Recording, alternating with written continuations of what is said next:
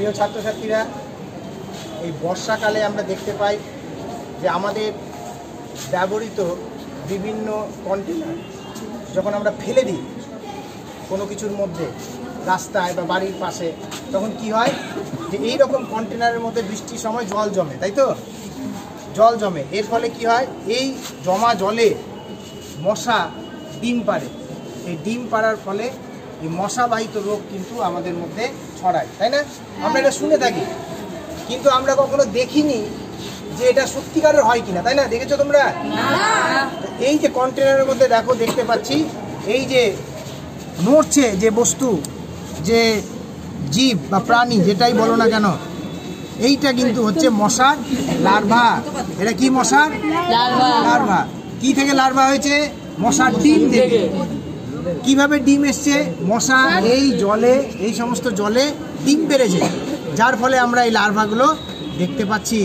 এই লার্ভাই কিন্তু পরবর্তী ক্ষেত্রে বড় হয়ে পূর্ণাঙ্গ মশা তৈরি করবে। কি করবে? পূর্ণাঙ্গ মশা তৈরি করবে। পূর্ণাঙ্গ মশা তৈরি করবে, যার ফলে কি হবে? বিভিন্ন প্রকারের মশাবাহিত রোগ সে সৃষ্টি করবে। এবং এই রোগগুলো হচ্ছে কি? ডেঙ্গু, ম্যালেরিয়া ইত্যাদি। আর এই রোগগুলো হচ্ছে আমাদের প্রাণ হানি ঘটায়, মেরে ফেলছে। তাহলে আমরা এরকম প্লাস্টিকের পদার্থ বা কন্টেনার কি করব?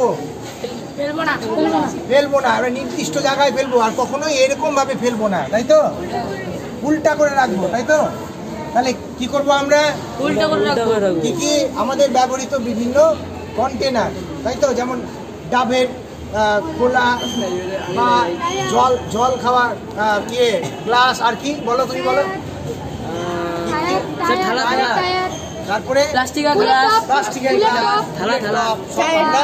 জল জমতে দিব না। কি করবো? জল জমতে দিব না। তারপরে কি হবে? মশাবাহিত রোগ কমবে।